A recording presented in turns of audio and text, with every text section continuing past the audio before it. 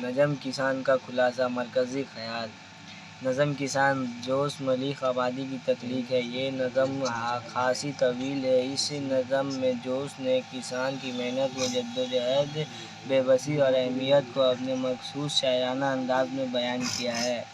نظم کی ابتدا جوش نے شام کی منظر نگاری سے کی ہے۔ جوش کہتے ہیں سورج غروب ہو رہا ہے، تاریکی دھیرے دھیرے بڑھ رہی ہے، دن کا بھاگ دوڑ ختم ہو گیا ہے، آسمان پر لالی چھا گئی، میدانوں اور کھیتوں میں خاموشی بڑھنے لگی۔ خاموشی اور سناٹے کی وجہ سے ہواؤں کی سنسناہٹ کی صدا صاف آ رہی ہے۔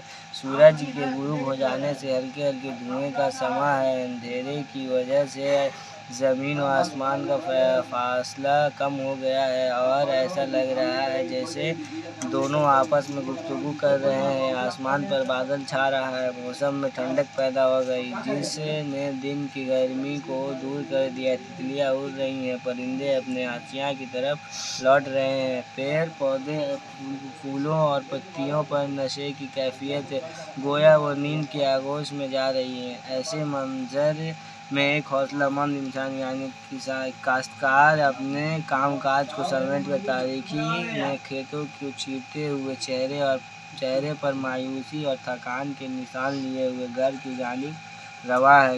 شاعر کی نظر میں کسان تاجدار خاک، ترقی کا پیشوا، تہذیب کا پروردگار، قدرت کے قانون کا ماہر، جلوۂ قدرت کا گواہ، یہ اس دنیائے رنگ و بو کا محافظ اور سورج اور چاند کا نور ہے۔ عام آدمی کی نظر میں کسان ایک جاہل انسان ہے جس کا کام صرف اپنی محنت کے بل پر بڑے بڑے محل تعمیر ہوتے ہیں، جس کا پسینہ دولت مندوں کے لیے عیش و عشرت کا سامان فراہم کرتا ہے، جس کی محنت زمین کا سینہ چیر کر سونا اگاتی ہے۔ جوش کہتے ہیں کہ کسان کے ماتھے کا پسینہ قابل احترام ہے۔ یہ کسان ہی ہے جس کے دم سے تباہی و بربادی کو قوت دبی رہتی ہے، اور یہ کسان ہی ہے جو ہماری تہذیب و تمدن کو زندہ رکھتا ہے۔ یہ کسان ہی ہے جو اپنی محنت سے اناج پیدا کرتا ہے،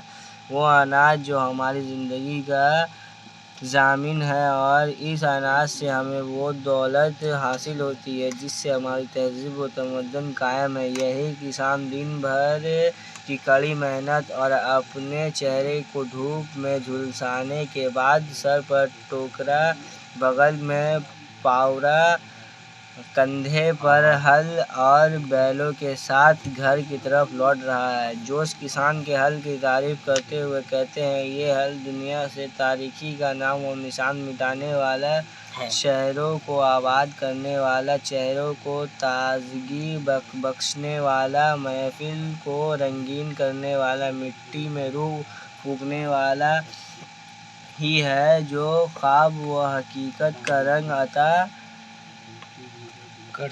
کرتا ہے۔ اس کی چمک عید کی چاند کی مانند جو دلوں سے مایوسی کو دور کرتی ہے اور لوگوں کو میدان افزا بناتی ہے، امید افزا بناتی ہے۔ کسان کی نظر ہمیشہ ان پہیوں پر رہتی ہے جو زمینوں کو روند کر اناج اگاتی ہیں۔ جوش نے کسان کی بدحالی اور اس کے گھر کی خستہ حالی کا ذکر کیا ہے، کہنے سے کسان اپنی محنت سے دوسروں کی خوشی کا سامان فراہم کرتا ہے، دوسرے کی قسمت کو چمکاتا ہے، مگر اس کی اپنی قسمت تاریکی کا شکار ہے۔ اپنی دولت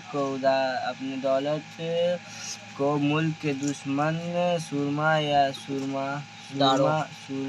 داروں کے پاس جاتے ہیں دیکھ کر اس کا جگر چھلنی ہو جاتا ہے۔ اس کے تصور میں ہمیشہ بیوی کی اداسی، بچوں کا فاقہ کشی اور ان کا اترا ہوا چہرہ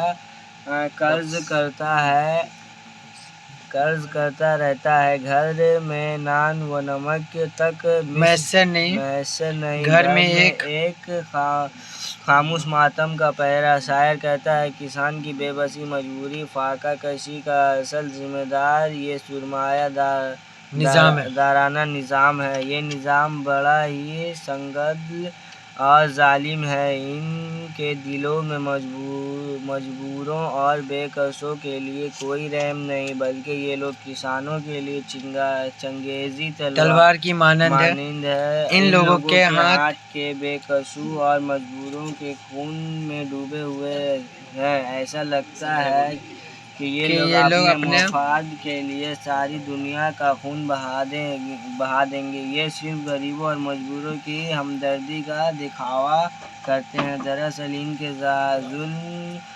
ظلم و بربریت کو دیکھ کر بھیڑیے بھی دنگ رہ جاتے ہیں۔ آخر میں شاعر نے سرمایہ داروں کو سنبھلنے کا مشورہ دیا کہ وہ اپنے ظلم و ستم سے باز آئیں، کیونکہ یہ بے کس اور مجبور لوگ کسی بھی وقت اپنا انتقام لینے کے لیے متشدد ہو سکتے ہیں۔